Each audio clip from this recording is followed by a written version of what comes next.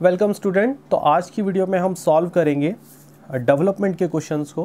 Question को solve करने से पहले आप इनिशियल सेटिंग कर लीजिएगा, वरना आप उस तरीके से डिज़ाइन नहीं कर पाओगे जिस तरीके से यहाँ पर हमारे सामने ऑप्शन दिख रहे हैं। तो इनिशियल सेटिंग करने के लिए आपको डिस्क्रिप्शन में लिंक मिल जाएगा, वहाँ पर जाकर आप ऑटोकैड की इनिशियल सेटिंग कर सकते हैं। तो चलिए स्टार्ट कर लेते हैं क्वेश्चन को। तो क्वेश्चन मैंने आपकी स्क्रीन पर शो कर दिया है। जैसा कि आप देख पा रहे होंगे, क्वेश्चन में आपको दिया हुआ है एक स्क्वायर प्रिज्म। तो जो स्क्वायर प्रिज्म है वो बेस से रखा हुआ है HP पर, और जो उसके वर्टिकल फेसेस हैं वो VP के साथ इक्वली इंक्लाइंड है, यानी all the faces are making same angle with the VP। इसके साइड बाय साइड क्वेश्चन में ये भी बोला हुआ है कि इस प्रिज्म को एक लाइन से कट किया जाता है, एक प्लेन द्वारा कट किया जाता है जो कि 60 डिग्री के एंगल पर इंक्लाइन है। तो चलिए स्टार्ट कर लेते हैं। सबसे पहले हम प्रिज्म बनाएंगे और देखेंगे कि अगर हम उसको किसी भी प्लेन से कट ना करें तो उसका जो डेवलपमेंट है वो किस तरीके से होता है। तो सबसे पहले हम प्रिज्म बना लेते हैं, उसके बाद फिर हम डेवलपमेंट के क्वेश्चन को सॉल्व करेंगे। तो चलिए स्टार्ट करते हैं। यहाँ पर मैं एक स्क्वायर बनाऊंगा, यानी टॉप व्यू बनाऊंगा उस प्रिज्म का, जो कि VP के साथ इक्वली इंक्लाइन होगा। तो चलिए मैं यहाँ पर लेयर चूज़ कर लेता हूँ, ऑब्जेक्ट लाइन, देन यहाँ रेक्टेंगल पर क्लिक करेंगे और यहाँ पर एक स्क्वायर बना देंगे। डिस्टेंस हमें दी है 30 बाय 30, तो यहाँ 30 टैब 30 लिखने के बाद एंटर कर देंगे। इसके बाद आप इसे सिलेक्ट करेंगे और रोटेट करेंगे। ये रोटेट मैं इसलिए कर रहा हूँ क्योंकि अभी इसकी all the vertical faces angle नहीं बना रही हैं VP के साथ। जैसे कि आप देख पा रहे होंगे, ये वाला जो फेस है वो VP के साथ पैरेलल है, as well as this face making angle 90 degree. तो हमें इसे इस तरीके से रोटेट करना है कि ये VP के साथ इसके जो जितने भी फेसेस हैं वो इक्वल एंगल बनाने लगे। तो मैंने इसे सिलेक्ट किया, रोटेट पर क्लिक किया और इस कॉर्नर पर क्लिक किया। यहाँ पर मैं एंगल लिखूँगा 45, एंटर कर देंगे। और ये थोड़ा सा बाहर आ गया है तो उसको हम इस XY लाइन के अंदर ले आएंगे यहाँ पर। अब आप देख सकते हैं कि इसके ऑल द फेसेस, जो वर्टिकल फेसेस होंगे वो इक्वली इंक्लाइन होंगे। देखिएगा, अगर इस लाइन को मैं आगे एक्सटेंड करूँ तो यहाँ पर 45 का एंगल बनेगा। इसी तरीके से यहाँ पर भी इसको एक्सटेंड करूँ तो यहाँ पर 45 का मिलेगा। एज वेल एज ये और ये फेस भी सेम एंगल बनाएंगे VP के साथ। तो चलिए इसके बाद हमें प्रोजेक्शन लाइन को ऊपर लेकर जाना है, तो यहाँ से हम प्रोजेक्शन लाइन ऊपर लेकर जाएंगे। तो यहाँ से लेयर चेंज कर लेते हैं, प्रोजेक्शन, और यहाँ से आप यहाँ क्लिक करेंगे तो ये प्रोजेक्शन लाइन आ गई है। अगेन यहाँ से भी आपकी प्रोजेक्शन लाइन ऊपर जाएगी यहाँ पर, देन अगेन आपकी प्रोजेक्शन लाइन यहाँ से ऊपर जाएगी यहाँ तक। नेमिंग कर लेते हैं। इसके बाद अगर हमें यहाँ नेमिंग करनी होगी तो सपोज़ जो टॉप वाला फेस है उसको मैं A बोल रहा हूँ, तो जो नीचे वाला फेस होगा वहाँ पर हमारा 1 होगा, इसलिए मैंने यहाँ पर A ब्रैकेट में 1 लिखा है। और यहाँ पर हमारा B ब्रैकेट में 2 होगा, यानी ऊपर वाला फेस हमारा B होगा और उसके जस्ट नीचे हमारा 2 नंबर होगा। देन यहाँ हमारा C ब्रैकेट में 3 होगा। देन अगेन यहाँ पर आपका D और ब्रैकेट में 4 होगा।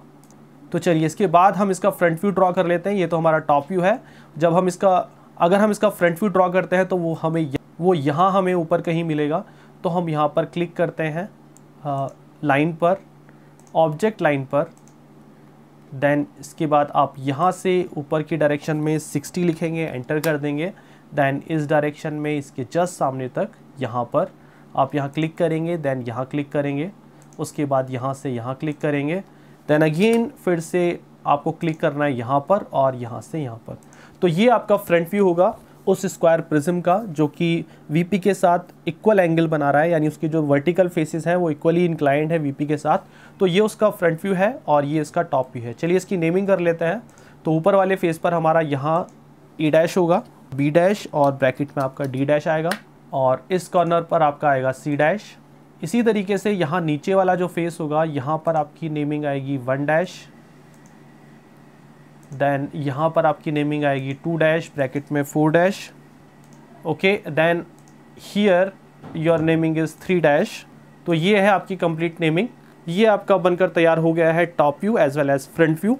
अब हम बात करते हैं, अगर ये किसी भी प्लेन से कट नहीं किया जाता तो इसका डेवलपमेंट क्या होता है। डेवलपमेंट हम उस चीज़ को बोलते हैं, सपोज़ अगर हमारे पास कोई प्रिज्म है और हम उसके किसी एक कॉर्नर से उसको कट कर दें और उसको खोलें, तो जो एरिया हमें मिलेगा या फिर जो जितना भी सरफेस हमें मिलेगा उसको हम डेवलपमेंट कहते हैं, यानी कितना सराउंडिंग मटेरियल हमें चाहिए उस ऑब्जेक्ट को बनाने के लिए। तो चलिए सबसे पहले अगर मैं इसको किसी एक कॉर्नर से कट करता हूँ, फॉर एग्जांपल ये जो हमारा 1 और A, नीचे वाला पॉइंट 1 है और ऊपर वाला पॉइंट A है, यहाँ से अगर मैं इसको कट करता हूँ तो हमारी सबसे पहली लाइन जो आएगी यहाँ से स्ट्रेट ऊपर की, और ये होगी हमारी 60 mm की। देन आफ्टर यहाँ स्ट्रेट हमारी 30 की लेंथ होगी। देन अगेन ऊपर की साइड हमारा 60 होगा ये। देन अगेन यहाँ पर फिर से आपकी 30 की लेंथ होगी, 30। देन ऊपर की साइड आपका 60 स्केप। देन अगेन यहाँ पर आपकी 30 की लेंथ होगी। देन ऊपर की डायरेक्शन में 60। तो यहाँ नेमिंग कर लेते हैं हम। यहाँ पर यहाँ आपका A पॉइंट होगा, A dash you can say. यहाँ पर आपका 1 डैश होगा, 1 डैश। यहाँ पर आपका B डैश होगा, और यहाँ पर आपका 2 डैश होगा। यहाँ पर आपका 3 डैश होगा, और यहाँ पर आपका C डैश होगा। इसके बाद यहाँ पर आपका 4 डैश होगा, और यहाँ ऊपर की साइड आपका D डैश होगा। इसके बाद आप लाइन पर क्लिक करेंगे, यहाँ एक और बार ड्रॉ करेंगे, 30 एंटर, और ऊपर की डायरेक्शन में 60 स्केप। अगेन नेमिंग करेंगे, यहाँ पर आपका वापस से A डैश होगा, और नीचे की साइड यहाँ पर आपका 1 डैश होगा। इसके बाद आप लाइन पर क्लिक करेंगे और यहाँ से यहाँ तक आप मिला देंगे इनको, स्केप। तो ये है डेवलपमेंट। अगर इस प्रिज्म को ड्रॉ करना है तो हमें ये सारे फेसेस चाहिए होंगे, यानी ये वो फेसेस हैं जो हमें चाहिए होंगे। ये 1 डैश A डैश हमारा इससे टच हो जाएगा तो हमारे 4 कॉर्नर आएंगे। तो पहला कॉर्नर होगा 1, 2, 3 एंड 4। तो ये 4 कॉर्नर है, क्योंकि ये वाले और ये वाला कॉमन होता है, ये एक दूसरे से मिल जाएंगे। तो डेवलपमेंट को ड्रॉ करने का ये तरीका है।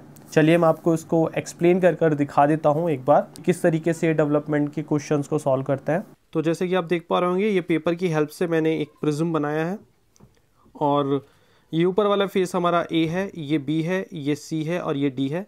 इसी तरीके से नीचे की साइड भी हमारा 1, इधर 2, इधर 3 और ये साइड हमारा 4 होगा।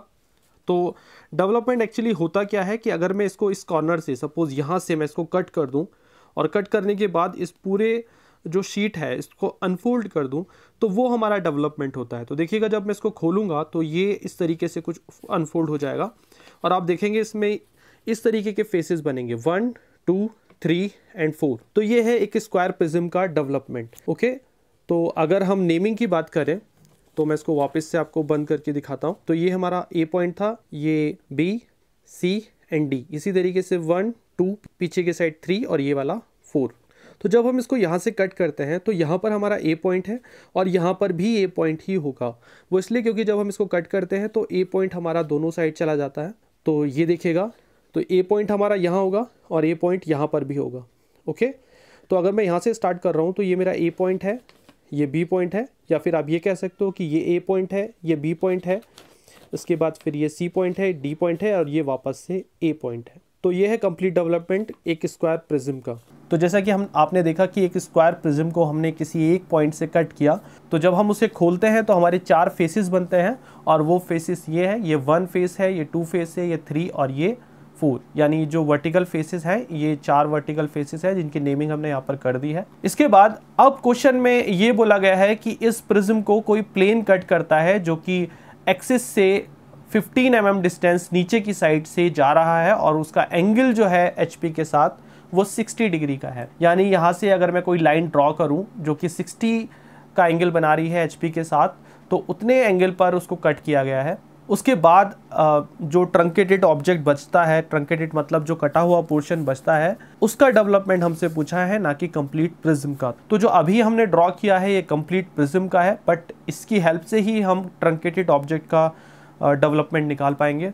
तो यहाँ तक हमने ड्रॉ कर दिया है। इसके बाद हम वो लाइन ड्रॉ करते हैं जो कि इस ऑब्जेक्ट को कट कर रही है। तो वो 15 mm की डिस्टेंस नीचे की साइड कट कर रही है यहाँ अपर वाले फेस से। तो एक्सिस लाइन हमारी इस जस्ट इस लाइन पर होगी, जैसे कि आप देख पा रहे होंगे ये B और 2 वाला फेस है, इसके जस्ट पीछे एक्सिस यहाँ होगी मिडिल में। उसके बाद पीछे वाला कॉर्नर होगा, तो यहाँ फ्रंट वाली जो लाइन है वो ये B से 2 वाली लाइन है, उसके बाद एक्सिस होगी, उसके बाद D से 4 वाली लाइन होगी। ओके, तो इसके बाद हम यहाँ पर 15 mm की एक लाइन ड्रॉ कर लेते हैं ताकि हमें वो पॉइंट मिल जाए जहाँ से हमें लाइन ड्रॉ करनी है।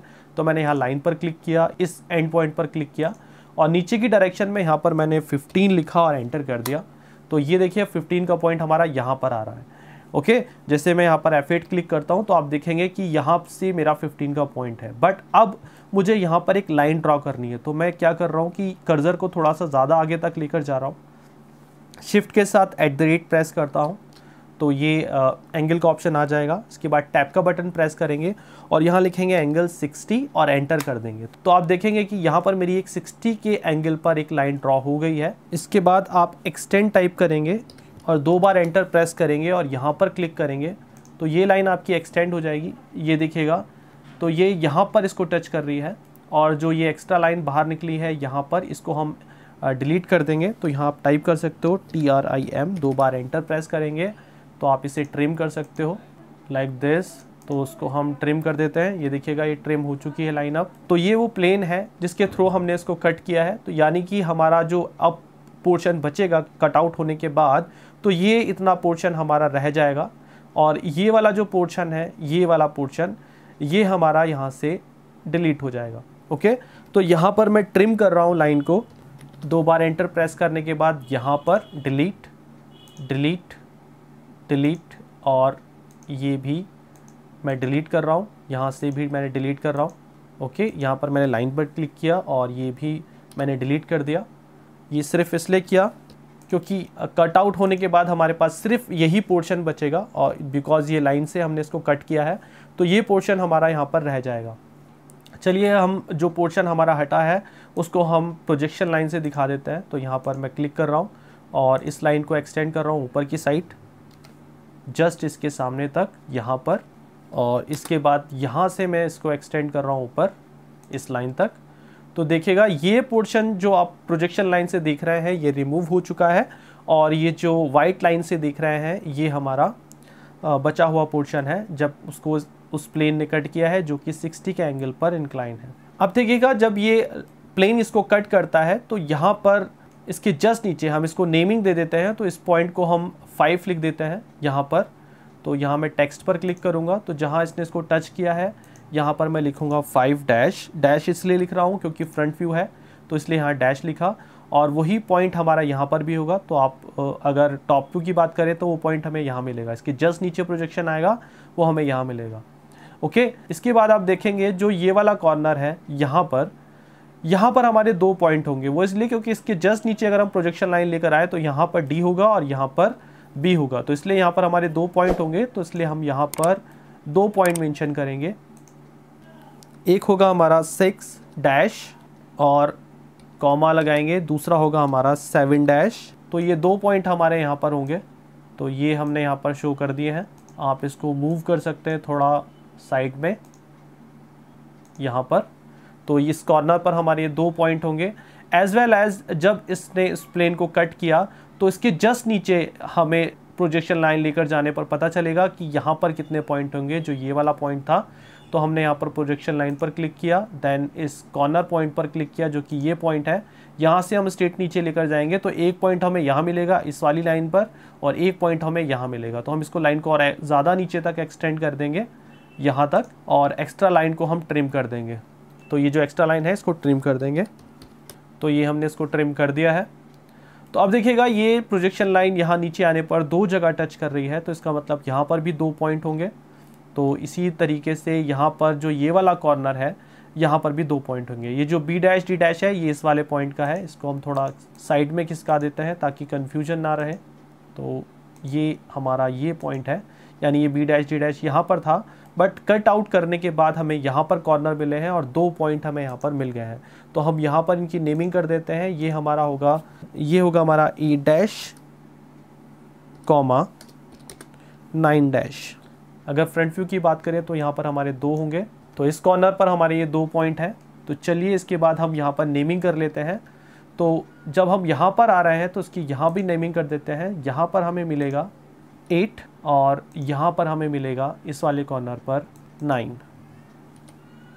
चलिए, इसके बाद जब हम इन प्रोजेक्शन लाइंस को यहाँ पर ड्रॉ करेंगे तो किस तरीके से ड्रॉ होगा, चलिए देख लेते हैं। आपको यहाँ पर प्रोजेक्शन लाइन पर क्लिक करना है और यहाँ से आपके प्रोजेक्शन लेयर्स जाएंगी, यहाँ से स्टार्ट होंगी और यहाँ से आप लास्ट वाली लाइन को टच कर देंगे लाइक दिस। उसी तरीके से यहाँ जहाँ पर ये आपका 6 और 7 पॉइंट है, यहाँ से भी आपकी प्रोजेक्शन लाइन जाएगी और लास्ट वाले पॉइंट पर जाकर टच करेंगे। और 7, 8 के लिए ऑलरेडी आपकी ये ड्रॉ हो चुकी है। तो चलिए स्टार्ट करते हैं कि किस तरीके से हमें ये शो होगा।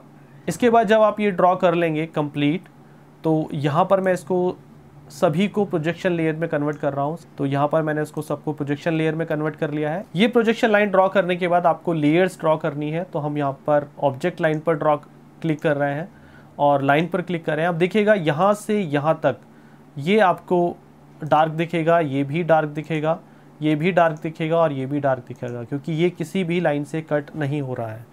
इसके बाद हम बात करते हैं 1 पॉइंट की। तो हम यहाँ 1 पॉइंट पर हैं, 1 से ऊपर चलेंगे तो हमें 5 पॉइंट मिलेगा। तो यहाँ से हम ऊपर जाएंगे तो हमें ये 5 पॉइंट मिलेगा। इसके बाद हमें यहाँ से हमें जाना है 6 पॉइंट पर, जो कि हमें कौन सी वाली लाइन पर मिलेगा, बी वाली लाइन पर, जहाँ पर ये बी वाली लाइन आ रही है। ये देखिएगा इस लाइन पर मिल रहा है। तो हम यहाँ पर फिर से क्लिक करेंगे। हम 5 पॉइंट पर आ चुके हैं। ये देखिए हमने यहाँ से लाइन एक्सटेंड की तो हम यहाँ 5 पॉइंट पर आ चुके हैं। 5 के बाद हमें 6 पर जाना है और 6 वाला जो पॉइंट है वो हमें बी वाली लाइन पर मिल रहा है, जबकि 7 वाला जो पॉइंट है वो डी वाली लाइन पर मिलेगा। आपको यहाँ पर कंफ्यूज नहीं होना है। ये जो 6 वाला पॉइंट है वो बी वाली लाइन पर मिल रहा है, जबकि 7 वाला जो पॉइंट है जो पीछे की साइड लाइन है, जो डी वाली लाइन है, उस पर मिलेगा। तो हमारा जो 6 वाला पॉइंट है वो बी वाली लाइन पर मिलेगा। देखिए ये वाली है बी वाली लाइन। तो हम वापस से लाइन पर क्लिक करेंगे, यहाँ से हम 6 तक जाएंगे। देखिए ऑलरेडी हमें ये प्रोजेक्शन मिल चुका है यहाँ पर। तो ये हम 6 वाले पॉइंट पर आ चुके हैं, जो कि बी वाली लाइन पर होगा। इसके बाद अगर हम बात करें 8 वाले पॉइंट की, जो कि ये वाला पॉइंट है, जब हम बी से सी की ओर जा रहे हैं। देखिए अब हम बी पर आ चुके हैं, बी से सी की ओर जाना है।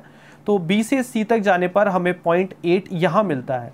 तो हमें ये डिस्टेंस ट्रेवल करनी है बी से सी तक जाने में। ओके, तो हम क्या करेंगे, हम यहाँ से एक मेज़रमेंट लेंगे, अलाइन पर क्लिक करेंगे, यहाँ से यहाँ तक की डिस्टेंस को हम मेज़र कर लेंगे कि ये कितनी डिस्टेंस है। ये हमारी 12.20 आ रही है। तो हम यहाँ से 12.20 की एक लाइन ड्रॉ करेंगे, यानी यहाँ से यहाँ तक 12.20। तो यहाँ 12.20 लिख कर एंटर कर देंगे। इससे कोई भी चेंज नहीं होगा। ये आपको दिख गई होगी कि ये लाइन हमने ड्रॉ की है। इसको आप प्रोजेक्शन लाइन में कन्वर्ट कर दीजिएगा तो आपको यहाँ कुछ चेंज नहीं दिखेगा। बट अगर आप क्लिक करोगे तो आप देखोगे कि यहाँ पर एक लाइन क्लिक हो चुकी है और ये वाला जो पॉइंट है वो 8 डैश को रिप्रेजेंट कर रहा है। तो यहाँ मैं लिख देता हूँ कि यहाँ पर जो पॉइंट है ये हमारा 8 डैश को रिप्रेजेंट कर रहा है। ओके, तो इसके बाद आप यहाँ लाइन पर क्लिक करेंगे और यहाँ से उस कॉर्नर को मिला देंगे। तो ये हमारा कॉर्नर यहाँ उसने दिखा दिया है एंड पॉइंट। तो ये आपने 8 डैश को मिला दिया है यहाँ पर, जैसे कि आप देख पा रहे हैं उस लाइन के एंड पॉइंट पर आप मिला चुके हो। बी से सी तक जाने में जो 8 पॉइंट आता है, यानी बी से सी तक जाने में जो 8 पॉइंट आता है वहाँ आपने मिला दिया है। अब इस 8 पॉइंट से सी को आपको मिलाना है और ये आपको यानी 8 पॉइंट से सी को मिलाना है और वो बिल्कुल इस लाइन पर होगा। तो हम इसी लाइन को एक्सटेंड कर देंगे आगे यहाँ सी तक। तो ये हमने यहाँ तक सी तक मिला दिया है। ओके, अब सी से हमें 9 तक जाना है। वो इसलिए क्योंकि जब हम सी से डी की ओर जाते हैं तो हम पहले 9 मिलता है। ये देखिएगा, तो ये 9 पॉइंट है। सी से 9 तक जाने के लिए तो हमें ये फिर से मेज़र करना होगा। तो हम अलाइन पर क्लिक करेंगे, यहाँ क्लिक करेंगे इस कॉर्नर पर और उसके बाद यहाँ क्लिक करेंगे। तो ये हमारा आता है 17.80। तो यहाँ हम फिर से लाइन पर क्लिक करेंगे और यहाँ सी पॉइंट पर क्लिक करेंगे और यहाँ से हम ड्रॉ करेंगे 17.80, एंटर कर देंगे। तो ये जो पॉइंट हमारा आया है ये है हमारा 9 डैश। तो हम यहाँ पर 9 डैश लिख देंगे। ओके, तो अब हम यहाँ इस कॉर्नर पर पहुँच चुके हैं 9 डैश पर, यानी कि इस कॉर्नर पर पहुँच चुके हैं। तो यहाँ पर हमें 9 से 7 की ओर चलना होगा। ये देखिएगा, यहाँ से इधर डी की ओर चलेंगे तो वो 7 हमें मिल रहा है डी वाली लाइन पर। तो हमें यहाँ पर वो मिलेगा 7। तो फिर से लाइन पर क्लिक करेंगे, आप यहाँ से यहाँ ड्रॉ करेंगे तो ये आपका 7 पॉइंट होगा, यहाँ पर 7 पॉइंट होगा। चलिए हम मेंशन कर देते हैं, यहाँ पर होगा आपका 7 डैश। ओके, इसी तरीके से जैसे ये वाला पॉइंट था तो ये वाला पॉइंट हमारा 6 डैश था। ओके, देन आप यहाँ पहुँच चुके हैं 7 पर। तो उसके बाद वापस से आप यहाँ आएंगे तो आपको ये 5th नंबर का पॉइंट मिलेगा, जो कि 1 वाली लाइन पर मिलेगा। तो आप वापस से लाइन पर क्लिक करेंगे और यहाँ से यहाँ मिला देंगे। ये देखिए 1 वाली लाइन मतलब ये ए वाली लाइन, ए से 1 वाली लाइन पर मिलेगा जो 5th पॉइंट है। वो इसलिए क्योंकि इसका प्रोजेक्शन नीचे लेकर जाते हैं तो इस कॉर्नर पर आता है, वहाँ 2 पॉइंट नहीं मिलेंगे तो इसलिए यहाँ मिला देंगे।